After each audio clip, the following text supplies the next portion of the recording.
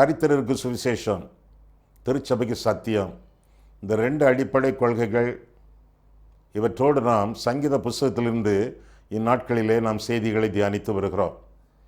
ஒவ்வொரு சங்கீதமாக உங்களுக்கு பிரசங்கிக்கப்படும் பொழுது நீங்கள் கருத்தாக கவனியுங்கள். இந்த செய்திகளெல்லாம் ஒவ்வொரு சனிக்கிழமையும் ஞாயிற்றுக்கிழமையும் மாலை 5 மணிக்கு ஒளிபரப்பாகும். மகிமை டிவி இந்த செய்திகளை வெளியிடுகின்றன.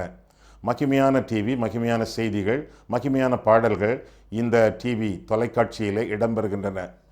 இந்த மகிமை டிவியை நீங்கள் ஆவலோடு பாருங்கள், அடுத்தவர்களுக்கு அறிமுகம் செய்யுங்கள், ஆதரியுங்கள். அப்படி செய்தால் நிச்சயமாக கர்த்தருடைய ஆசீர்வாதம் உங்களுடைய வீட்டிலே நீங்கள் வர காண்பீர்கள். கர்த்தர் உங்களை ஆசீர்வதிப்பாராக. இந்த சங்கீத செய்திகளை தொடர்பாக நீங்கள் தியானிக்கும் பொழுது உங்களுடைய தியானத்திற்கும் இந்த செய்திகளை நீங்கள் மற்றவர்களுக்கு அறிமுகப்படுத்துவதனாலே அடுத்தவர்களுக்கும் நீங்கள் பிரயோஜனமாக இருப்பீர்கள். அது மட்டுமல்ல, திருமறை தெளிவுரை என்ற தலைப்பிலே வேதம் முழுவதற்கும் வியாக்கியான உரை எழுதியிருக்கிறோம். 8 வால்யூம். இதெல்லாம் வேண்டியவர்கள் எங்களோடு தொடர்பு கொள்ளுங்கள். அவற்றினாலே நீங்களும் உங்களுடைய குடும்பமும் உங்களுடைய சபையும் ஆசீர்வதிக்கப்படும். கர்த்தர் உங்களை ஆசீர்வதிப்பாராக. நன்றி. சங்கீத புஸ்தகத்திலிருந்து இந்நாட்களிலே நாம் செய்திகளை படித்து தியானித்து வருகிறோம். 52ஆம் சங்கீதம். இந்த 52வது சங்கீதம் வேதத்தில் நாம் பார்க்கும் பொழுது தாவீது இன்னும் மற்றவர்கள் ஆபத்து நின்று ஒதுங்கி அகதிகளைப் போல வெளியேறி வெளியிடங்களிலே வாழ்ந்தவர்கள். அகதிகளின் கீதம் என்று சொல்லி இந்த சங்கீதம் அழைக்கப்படுகிறது. இதை போன்ற செய்திகள் அடங்கப்பெற்ற வேறு சங்கீதங்கள் 7ஆம் சங்கீதம், 34ஆம் சங்கீதம், 52ஆம் சங்கீதம், 54ஆம் சங்கீதம், 56ஆம் சங்கீதம் மற்றும் 57ஆம் சங்கீதம், 142ஆம் சங்கீதம். இந்த சங்கீதங்கள் எல்லாம் அகதிகளின் சங்கீதங்கள் என்று அழைக்கப்படுகின்றன. இந்த சங்கீதம் மஸ்கீல் சங்கீதம் என்றும் அழைக்கப்படுகிறது. மஸ்கீல் என்றால் போதனை என்ற அர்த்தம், டீச்சிங். மற்றவர்களுக்கு போதனை வழங்கக்கூடிய சங்கீதங்களிலே இந்த சங்கீதம் ஒன்று என்று சொன்னால் அந்த கூற்று மிகையாகாது.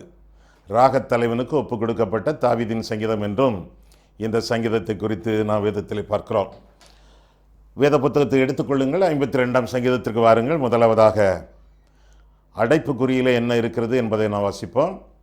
தாவீது அபிமெலேக்கின் வீட்டுக்கு வந்தான் என்று ஏதோமியனாகிய தோவேக்கு வந்து சவுலுக்கு அறிவித்த பின்பு தாவீதினால் பாடப்பட்டு ராகத்தலைவனுக்கு ஒப்புவிக்கப்பட்ட மஸ்கீல் என்னும் சங்கீதம் என்று சொல்லி நாம் வேதத்தில் என்ன வாசிக்கிறோம். சில பெயர்களை அங்கே பார்க்கிறோம். சவுல், தாவீது தெரிந்த பெயர்கள். இன்னும் தோவேக் என்றும் இன்னொரு பெயரை அந்த சங்கீதம் நமக்கு சுட்டி காட்டுகிறது. இந்த தோவேக் என்பவன் சவுலின் படையிலே உள்ள ஒரு உயர் அதிகாரி. ஆனால் சவுலும் தாவீதும் இஸ்ரவேலர்கள். இந்த தோவேக்கு ஏதோமியன் என்று சொல்லி நாம் வேதத்தில் வாசிக்கிறோம். ஏதோமியர், ஏதோம் வம்சத்தார். ஏதோம் வம்சத்தார் ஏசாவிலிருந்து வந்தவர்கள்.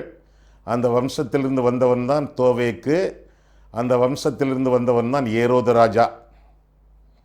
பின்னர் சவுல், தாவீது அவர்கள் யாக்கோபின் வழிவந்தவர்கள், இஸ்ரவேலர். அந்த இஸ்ரவேலர் வழிவந்தவர் தான் இயேசுவானவர். ஆக ஏரோதுவுக்கும் இயேசுவுக்கும் என்னென்ன போட்டிகள் இருந்தன என்பதை மத்திய 2ஆம் அதிகாரத்திலே பார்க்கிறோமே. முன்னடையாளமாக இங்கே தோவேக்குக்கும் தாவீதுக்கும் இருந்த போட்டியை குறித்து, பகைமையை குறித்து இந்த சங்கீதம் நமக்கு அறிவிக்கிறது. தாவீது சவுல் ராஜாவிடமிருந்து தப்பி ஓடி காத் என்ற பட்டணத்திலே, காத் என்றால் பெலிஸ்தருடைய பட்டணம், பெலிஸ்தர் தேசத்தில் உள்ள ஒரு தலைநகரம். அந்த இடத்திற்கு தாவீது ஓடி போன பொழுது செய்தி தோவேக்குக்கு கிடைத்தது. அதை ரகசியமாக தோவேக்கு சவுலுக்கு அறிவித்ததாக நாம் வேதத்தில் வாசிக்கிறோம். இந்த பகுதிகளையெல்லாம் 1 சாமுவேல் 21ஆம் அதிகாரத்திலும் மத்திய 2ஆம் அதிகாரத்திலும் நாம் காணலாம். இந்த சங்கீதத்தை நாம் பார்க்கும் பொழுது முதல் 3 வசனங்களிலே 52ஆம் சங்கீதம் எடுத்துட்டீங்களா? மடியில் வச்சுக்கிடுங்க. 52ஆம் சங்கீதம் முதல் 3 வசனங்கள். பலவானே, பொல்லாப்பில் ஏன் பெருமை பாராட்டுகிறாய்? தேவனுடைய கிருபை எந்நாளும் உள்ளது. நீ கேடுகளை செய்ய எத்தனம் பண்ணுகிறாய். கபடு செய்யும் நாவு தீட்டப்பட்ட சவரகன் கத்தியைப் போல் இருக்கிறது. நன்மையை பார்க்கிலும் தீமையையும், யதார்த்தம் பேசுகிறதை பார்க்கிலும் பொய்யையும் விரும்புகிறாய். சேலா என்று சொல்லி வாசிக்கிறோம். சேலா என்ற வார்த்தைக்கு பல முறை நான் உங்களுக்கு விளக்கம் சொல்லியிருக்கிறேன்.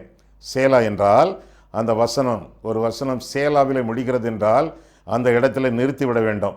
நிறுத்தி சிந்தித்து அந்த குறிப்பிட்ட முதல் 3 வசனங்கள் என்னென்ன சொல்கின்றன என்பதை மீண்டுமாக ஆராய்ந்து பார்த்து அதிலே ஆண்டவர் சொல்லக்கூடிய சத்தியங்களுக்கு கீழ்ப்படிந்து வாழ வேண்டும்.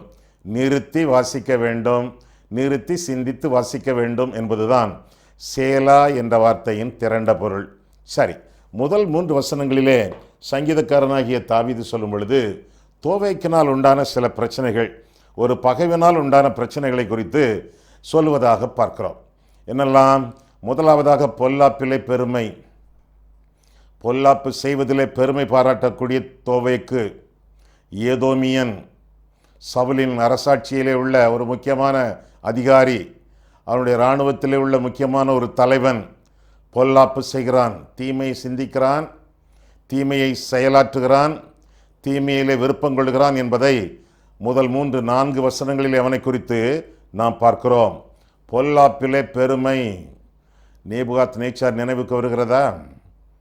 ஆண்டவருடைய ஜனங்களை பாபிலோனிலே அரசாண்டவன். இஸ்ரவேல் ஜனங்கள் அவனுக்கு அடிமைப்பட்டிருந்தார்கள். பாபிலோன் நகரத்தை கட்டிவிட்டு சொன்னான், நான் கட்டின பாபிலோன் அல்லவா என்று பெருமை பாராட்டினதாக நான் வேதத்தில் வாசிக்கிறோம். பெருமை பாராட்டுவதிலே புண்ணியம் இல்லை, ஏனென்றால் நாம் எல்லாம் மண் என்று நினைவு கூர்கிறார் என்று சொல்லி நான் வேதத்தில் வாசிக்கிறோம். அது மட்டுமல்ல, ஒரு மனுஷன் தான் ஒன்றுமில்லாதிருந்தும் தன்னை ஒரு பொருட்டென்று எண்ணினால் தன்னைத்தான் வஞ்சிக்கிறவனாக இருப்பான் என்று சொல்லி வேதம் சொல்லுகிறது. 2 பேர் ஜெபம் பண்ண போகிறாங்களே, ஒருவன் பரிசேயன், இன்னொருவன் ஆயக்காரன். பரிசேயன் பெருமை பாராட்டினான், ஆயக்காரன் தன்னை தாழ்த்தினான். தாழ்த்தினவன் நீதிமானாக எண்ணப்பட்டான், ஆனால் தன்னை பெருமையாக பேசினவன் அநீதிமானாக கருதப்பட்டான்.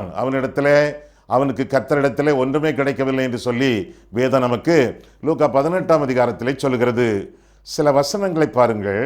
உபாகமம் 8ஆம் அதிகாரத்திலே 17ஆம் வசனம் முதலாக நாம் பார்க்கும் பொழுது, என் சாமர்த்தியமும் என் கைபலனும் இந்த ஐசுவரியத்தை எனக்கு சம்பாதித்தது என்று நீ உன் இருதயத்தில் சொல்லிக்கொள்ளாமலும் இருக்க எச்சரிக்கையாயிருந்து உன் தேவனாகிய கர்த்தரை நினைப்பாயாக. அவரே உன் பிதாக்களுக்கு ஆணையிட்டு கொடுத்த தம்முடைய உடன்படிக்கை உறுதிப்படுத்தும்படி இந்நாளில் உனக்கு உண்டாயிருக்கிறது போல ஐஸ்வர்யத்தை சம்பாதிக்கிறதற்கான பலனை உனக்கு கொடுக்கிறவர். உன் தேவனாகிய கர்த்தரை நீ மறந்து வேறே தேவர்களை பின்பற்றி அவர்களை சேவித்து அவர்களை பணிந்து கொள்வாயானால் நிச்சயமாய் அழிந்து போவீர்கள் என்று இன்று உங்களுக்கு சாட்சியாக அறிவிக்கிறேன் என்று சொல்லி வேதம் சொல்கிறது. ரொம்ப பணக்காரங்களா இருக்கீங்களோ, சொல்வாக்கு உள்ளவர்களோ, பெருமை பாராட்டாதிருங்கள். உங்களுடைய வருமானம், உங்களுடைய வருங்காலம், உங்களுடைய வசதிகள், வாய்ப்புகள், உங்களுடைய வேலை, வியாபாரம் எல்லாமே கர்த்தர் தந்தது என்பதை மறந்து விடாதிருங்கள். கர்த்தருடைய சமூகத்திலே தாழ்மையோடு காத்திருங்கள். பெருமையுள்ளவர்களுக்கு தேவன் எதிர்த்து நிற்கிறார், தாழ்மையுள்ளவர்களுக்கு கிருபை அளிக்கிறார். கிருபையின்றி வாழவே முடியாது. நாம் நிர்மூலமாக இருக்கிறது தேவனுடைய சுத்த கிருபையை என்று சொல்லி நான் வேதத்தில் வாசிக்கிறோம். ஒரு பணக்காரனை பற்றி பார்ப்போமா? ஏற்கனவே நாம் பார்த்திருக்கிறோம். அந்த ஆளை மீண்டுமாக நாம் சந்திப்போமே. லூக்கா 12ஆம் அதிகாரம் 15ஆம் வசனம் முதலாக பார்க்கும் பொழுது, 10 முறை தனக்காகவே பாரப்படக்கூடிய ஒரு மனுஷன், தன்னையே தான் பாராட்டி கொண்டு ஜெபிக்கக்கூடிய ஒரு சுருக்க ஜெபத்தை சொன்ன ஒரு மனுஷன் பாருங்க.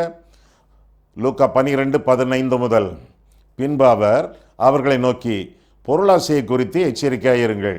ஏனெனில் ஒருவனுக்கு எவ்வளவு திரளான ஆஸ்தி இருந்தாலும் அது அவனுக்கு ஜீவன் அல்ல என்றார். அல்லாமலும் ஒரு உவமையை அவர்களுக்கு சொன்னார். ஐஸ்வர்யமுள்ள ஒருவனுடைய நிலம் நன்றாய் விளைந்தது. பாருங்க, 10 முறை நான், என், எனக்கு, தனக்கு என்று தன்னையே பாராட்டி தனக்காகவே பாராட்டப்படக்கூடிய ஒரு மனுஷனை பார்க்கிறோம். அவனுடைய சுருக்க ஜெபத்தை பாருங்கள். அப்பொழுது அவன், நான் என்ன செய்வேன்? என் தானியங்களை சேர்த்து வைக்கிறதற்கு இடமில்லையே. நான் ஒன்று செய்வேன், என் களஞ்சியங்களை இடித்து பெரிதாக கட்டி எனக்கு விளைந்த தானியத்தையும் என் பொருள்களையும் அங்கே சேர்த்து வைத்து, பின் ஆத்துமாவே, உனக்காக அநேக வருஷங்களுக்கு அநேகம் பொருள்கள் சேர்த்து வைக்கப்பட்டிருக்கிறது.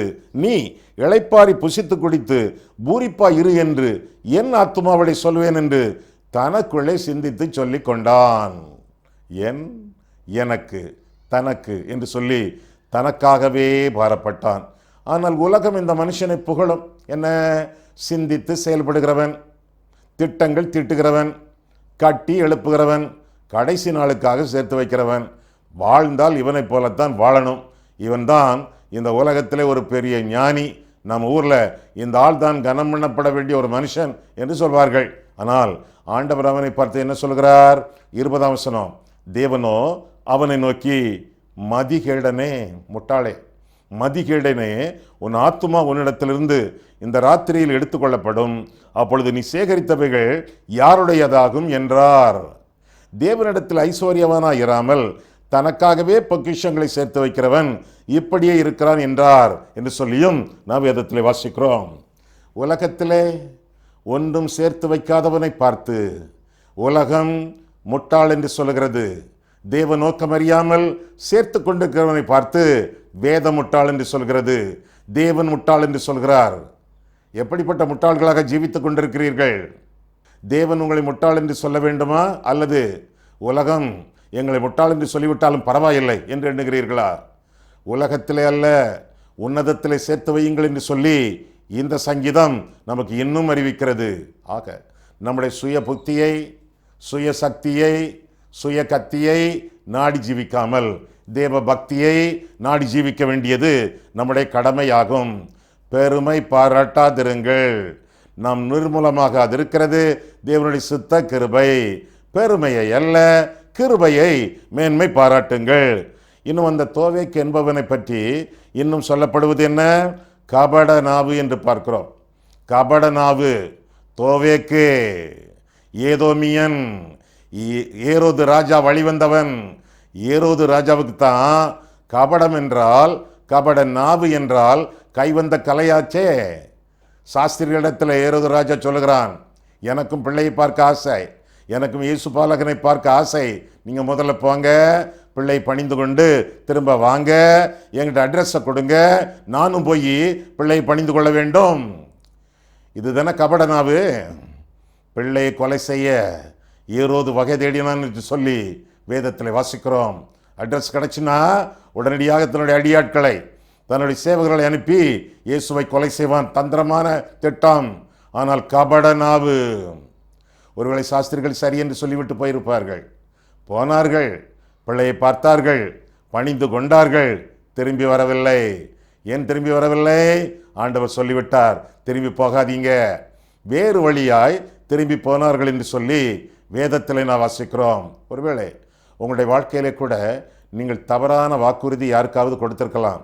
ஒரு ஆணுக்கோ பெண்ணுக்கோ, அல்லது வியாபாரத்தில் உங்களுக்கு துணை நிற்கிறவர்களுக்கோ, அல்லது அக்கம் பக்கத்திலோ, அல்லது உங்களுக்கு உங்களை விட பெரிய மனிதர்களுக்கோ, அல்லது பாய் ஃப்ரெண்ட் கேர்ள் ஃப்ரெண்டுன்னு சொல்லுவாங்களே அவங்களுக்கோ தப்பான உணர்ச்சி வசப்பட்ட ஒரு வாக்குறுதி நீங்கள் கொடுத்திருக்கலாம்.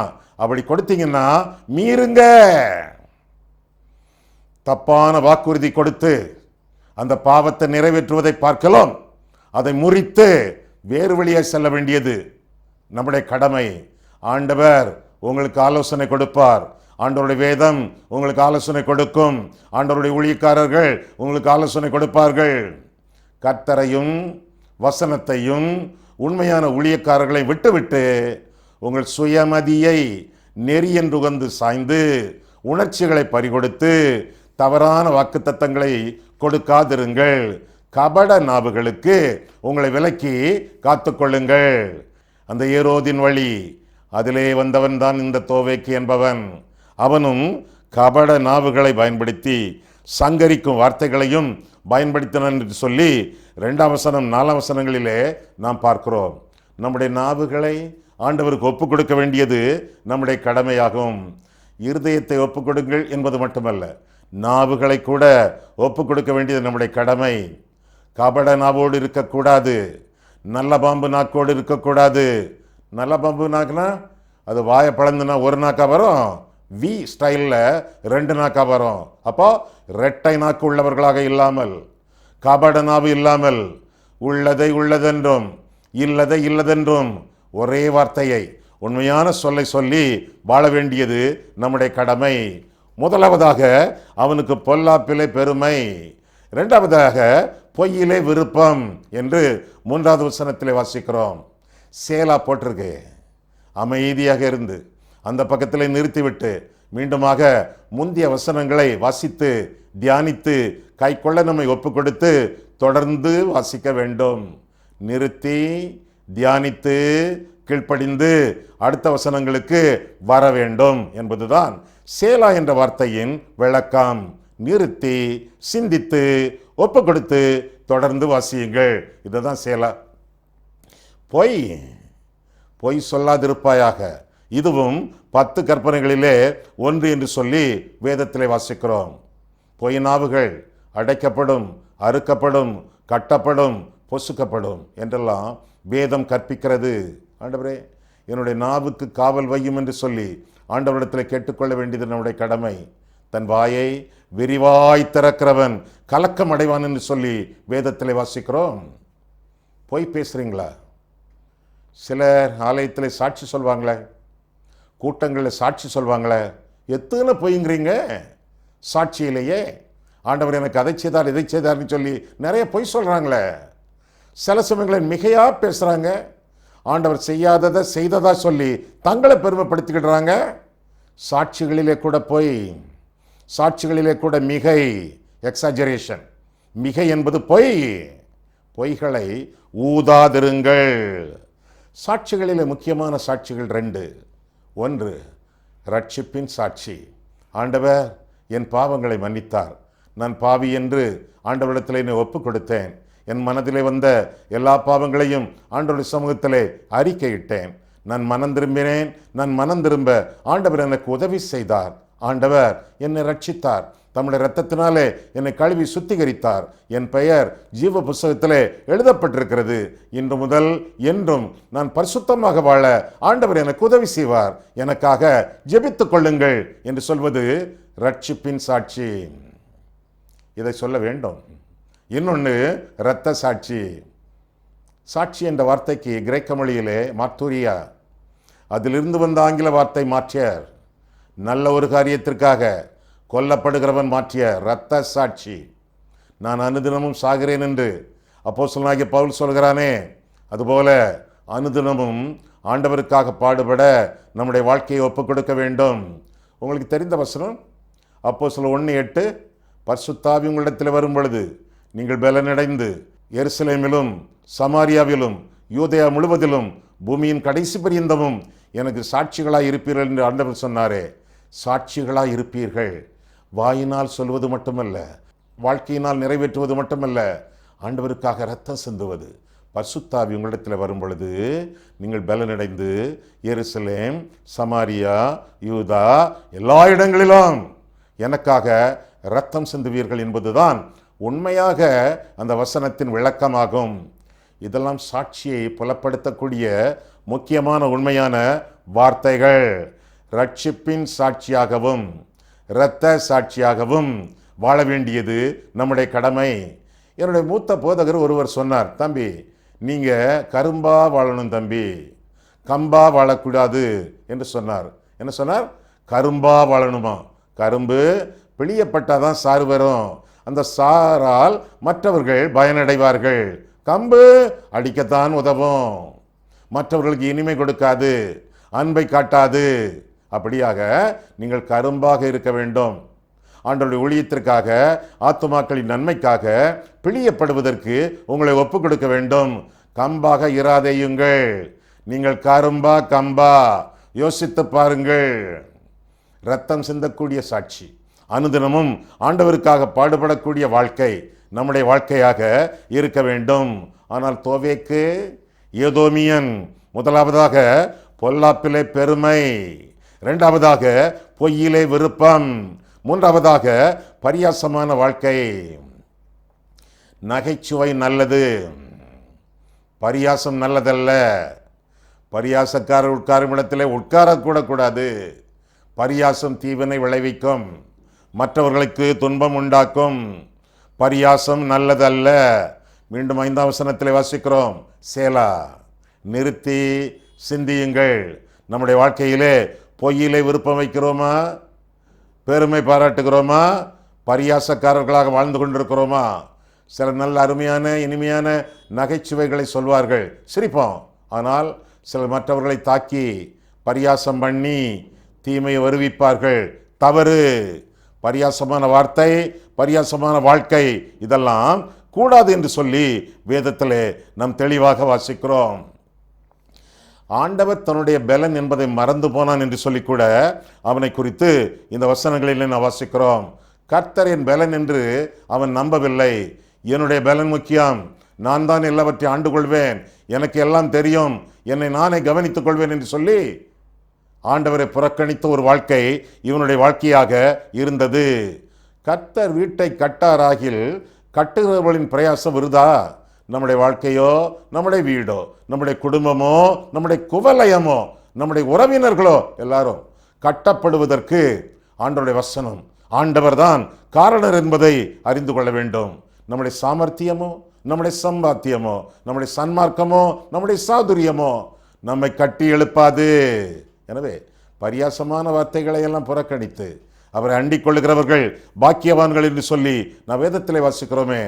கர்த்தரை அண்டி ஜீவிக்க வேண்டியது நம்முடைய கடமை என்று சொல்லி வேதத்திலே வாசிக்கிறோம்.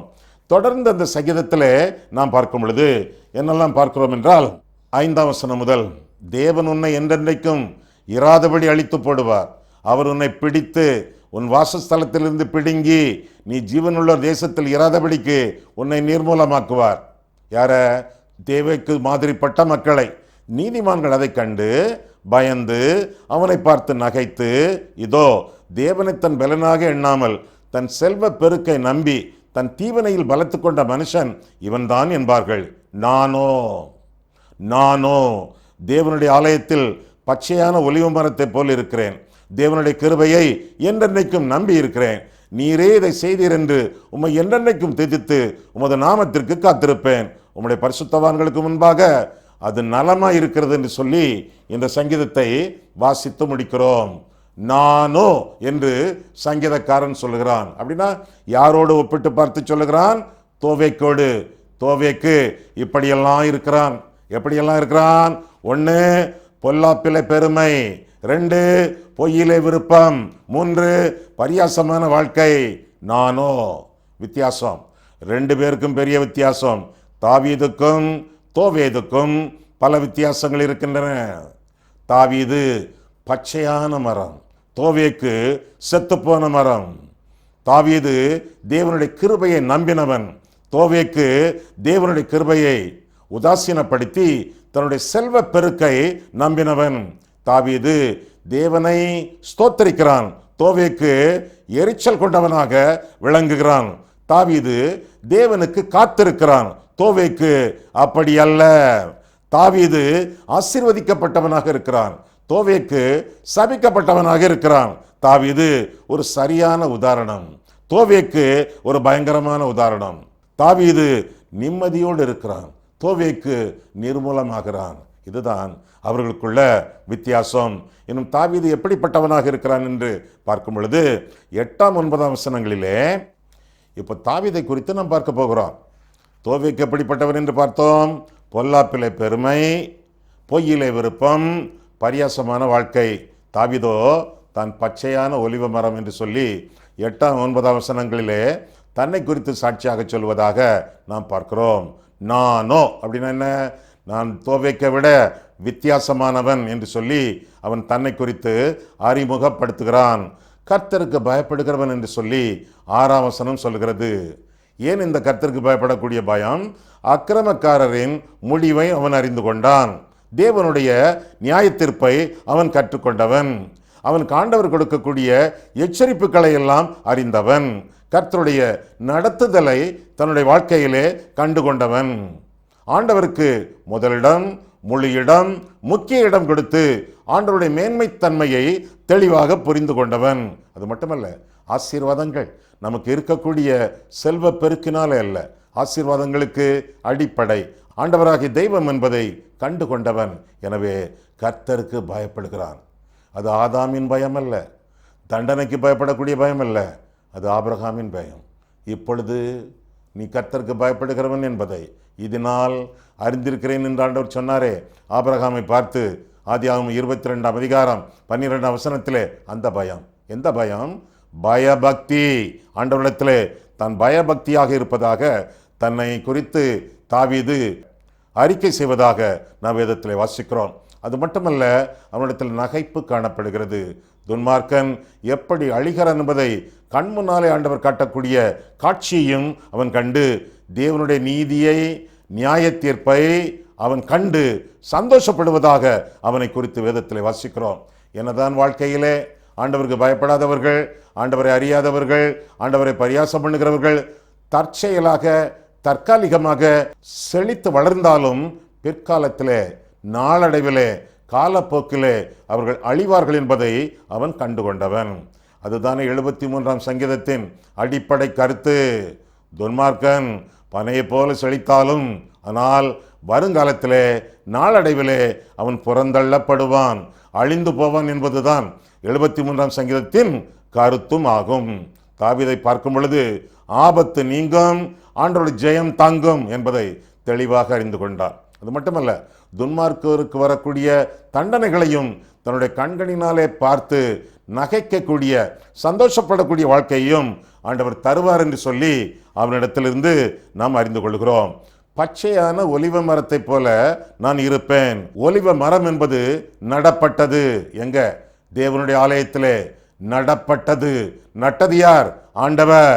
இரண்டாவதாக, பச்சையான ஒலிவ மரம் அநேக ஆண்டுகள் உயிரோடு இருக்கும், அநேக ஆண்டுகள் பசுமையாக இருக்கும். அப்படின்னா ஆண்டவருடைய ஆலயத்தில் நாட்டப்பட்டவர்கள் அநேக ஆண்டுகள் நீடித்து வாழ்வார்கள் என்று சொல்லி வேதத்தில் படிக்கிறோம். அது மட்டுமல்ல, ஒலிவ மரம் பிரத்யேகமானது. எங்கே நடப்பட்டிருக்கிறது? தேவனுடைய ஆலயத்திலே, ரோட்டில் அல்ல, தேவனுடைய ஆலயத்திலே. அப்படின்னா அதற்கு சிறப்பான ஒரு தகுதியையும் ஆண்டவர் கொடுக்கிறார். அது மட்டுமல்ல, ஒலிவ மரம் என்பது நல்ல சுகந்த எண்ணெயை தரக்கூடியது. நிறைய நோய்கள் அதனாலே தீரும், நிறைய பதார்த்தங்களுக்கு செய்யப்படுவதற்கு அது பயன்படும். இப்படியாக நன்மை தரக்கூடிய ஒலிவ மரம், நாட்டப்பட்ட ஒலிவ மரம் மட்டுமல்ல, தேவனுடைய ஆலயத்திலே வீற்றிருக்கக்கூடிய ஒரு ஒலிவ மரம் மட்டுமல்ல, அது மட்டுமல்ல, தேவனுடைய சமூகத்திலே ஒரு சிறப்பை பெற்ற ஒலிவ மரம் மட்டுமல்ல, மற்றவர்களுக்கு நன்மை செய்யக்கூடிய ஒலிவ மரம். இப்பேற்பட்ட பச்சையான ஒலிவ மரமாக கர்த்தருடைய சமூகத்திலே நான் வாழ்வேன் என்று சொல்லி சங்கீதக்காரன் சொல்வதாக வேதத்திலே நாம் பார்க்கிறோம். இதையெல்லாம் செய்தது யார்?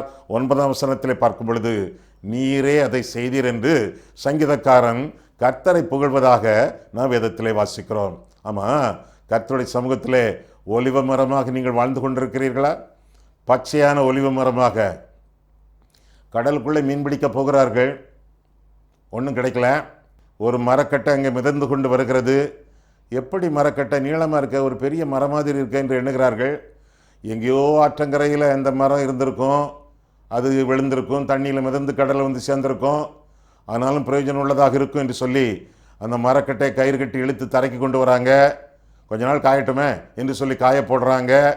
பிறகு அதை அறுத்து ஏதாவது வீட்டுக்கோ அல்லது ஆலயத்திற்கோ அல்லது படகோ செய்ய, ஏதாவது ஒன்று செய்ய பயன்படும் என்று சொல்லி அதை வாளால் அறுக்கிறார்கள். அறுக்க அறுக்க தூளாக போய்கொண்டிருக்கிறது. கட்டையாக பலகையாக இது வரவில்லை. ஆனாலும் மட்டுமல்ல, கொஞ்சம் அறுத்த உடனே அதிலிருந்து புகை வருது, புகைஞ்சிக்கிட்டே இருக்குது. தண்ணியில் ரொம்ப நாள் கிடந்துச்சுல, ஏதோ ஒரு ரசாயன கலவை, ஏதோ ஒரு கெமிக்கல் ரியாக்ஷன் அதிலிருந்து வந்துக்கிட்டு இருக்கு. தூளாக வருது, துர்நாற்றமும் வீசுது. பிரயோஜனம் இல்லையே, ஊருக்குள்ளே இதனுடைய துர்நாற்றம் வீசும் போல என்று எண்ணி திரும்பும் அதை கடலுக்குள்ளே தள்ளிவிடுகிறார்கள். டெட்வுட் என்று சொல்லி ஆங்கிலத்திலே அழைப்பார்கள். ஆலயத்தில் நீங்கள் எப்படி இருக்கீங்க? உங்களுடைய சபையில் நீங்கள் எப்படி இருக்கீங்க? பச்சையான ஒலிவ மரத்தை போல பலருக்கும் பயனுள்ளவர்களாக இருக்கீங்களா? அல்லது ஒருவருக்கும் பிரயோஜனம் இல்லாமல் புகைஞ்சிக்கிட்டே இருக்கீங்களா? நீங்கள் புகைந்து கொண்டே இருக்காமல் பச்சையான ஒலிவ மரமாக இருக்கத்தக்கதாக ஆண்டவருக்கு உங்களுடைய வாழ்க்கையை அர்ப்பணித்து அவரிலே நீங்கள் அடங்கி ஒடுங்கி இருந்து அமைதியாக ஆண்டவருடைய சமூகத்தில் தரித்திருக்கும் பொழுது, அவரை தொழுது கொள்ளும் பொழுது நீங்கள் ஆசீர்வாதமாக இருப்பீர்கள். தோவைக்கை போல அல்ல, தாவீதை போல வாழுங்கள். கண்களை மூடுவோம், கர்த்தரை பார்ப்போம். அன்புள்ள ஆண்டவரே, உம்முடைய வசனங்களை ஆராயவும் எங்கள் வாழ்க்கையை ஆராயவும் உம்முடைய சந்நிதியில் எங்களை வழிநடத்தினீர். அதற்காக நன்றி செலுத்துகிறோம் சுவாமி. 52ஆம் சங்கீதத்திலிருந்து சில ஆலோசனைகளை இன்றைக்கு நாங்கள் கற்றுக்கொள்ள கர்த்தர் எங்களுக்கு உதவி செய்தீர். அதற்காக ஸ்தோத்திரம். 2 மனிதர்களை எங்களுக்கு முன்பாக நிறுத்தினீர் கர்த்தாவே. தோவேக்கு, தாவீது. நீர் மூலமான ஒரு மனுஷனைப் போல நாங்கள் வாழாமல் உம்முடைய சமூகத்தில் நாங்கள் நீடித்து வாழத்தக்கதாக தாவீதின் பண்பாடுகளை, அனுபவங்களை நாங்கள் பின்பற்றி பச்சையான ஒலிவு மரமாக உம்முடைய ஆலயத்திலே ஆராதனைகளை நாங்கள் விளங்க அருள் செய்யும். இயேசு கிறிஸ்துவின் நாமத்தில் ஜெபிக்கிறோம் பிதாவே. ஆமேன்.